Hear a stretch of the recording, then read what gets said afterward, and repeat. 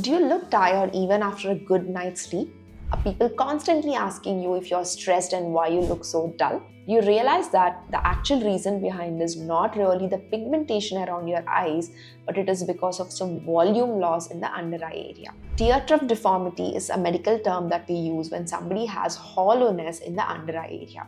Hi, this is Dr. Ravali Yalamanchili. Let me explain you why under eye hollowness is the actual problem and it's not real pigmentation that is making you look tired. The tear trough is a naturally occurring groove which runs from the inner corner of your eye downwards. This groove can be deeper or more hollow in some individuals. There are multiple reasons behind it. The most common reason behind being genetics. If your family history or anyone in the family has certain grooves designed certain way, or in general genetic factors affecting the fat or the bone or ligament or even muscle in that area, this hollowness can be a little more prominent. Number 2 being aging skin changes.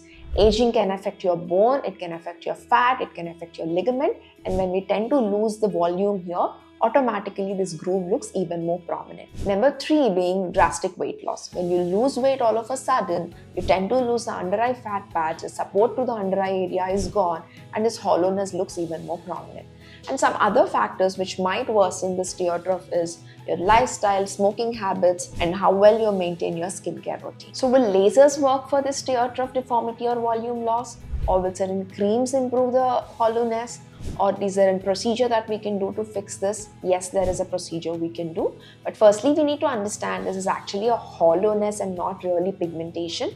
So doing a laser or using certain creams or doing chemical peels, all of this will not fix the actual problem. So what is the treatment that we can do when there is hollowness or sunkenness is to fill in the hollowness or sunkenness. This can be done by using hyaluronic acid fillers or even fat grafting. So there are some differences between hyaluronic acid fillers and fat grafting. The advantages of the filler being that we can remove it, it slowly degrades with time, it is moldable and we can do it the way we want to do it. But what happens when you do a fat grafting is it is permanent. Once you inject the fat, there's no way we can remove it and it's a much more tedious and severe process. So doing a hyaluronic acid based filler is not going to plump the area or make it look like a swelling. It only improves the loss of volume in that area by filling up the hollowness.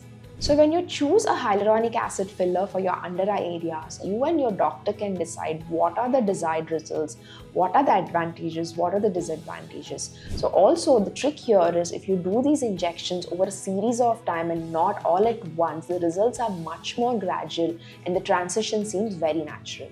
And one more common problem that we see when somebody has this under eye hollowness is also a fat pad protrusion or under eye bags. So when you have both of these conditions together, it is a little tricky to do a filler in this area because it might just worsen the way your under eye bag looks. The ideal way of treating this is to surgically remove the under eye bags and then do a filler in the under eye area to fill up the hollowness. But again, your dermatologist is the right person who can decide on how the process should be planned, which procedure should be done first, and what are the outcome of the treatment. Are there any complications with under eye fillers? Yes, there are a few complications, but it totally depends on who is your injector, how well do they understand your skin, and how well their medical expertise is. Few common complications that can happen anywhere is something called as Tyndall effect or bluish discoloration, and number 2 is some lumps and bumps, and number 3 is bruising, because end of the day any needle prick or injection prick can lead to bruise. Also, some of the serious complications which tend to happen are very rare, and this mostly happen if these procedures are not done under a proper guidance or not done under a dermatologist supervision. Please understand that your under eye filler treatment is not a random salon procedure and everybody cannot do it. You need to do this procedure only under a dermatologist or plastic surgeon's guidance. Is the result because of under eye filler treatment permanent? No, it is not permanent. The results last anywhere between 1 to 2 years.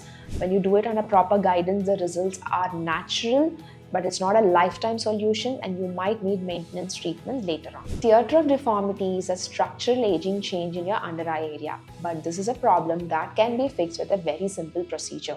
If you want to know more details about this, please comment below. If you like this video, share it with your friends and subscribe to my channel.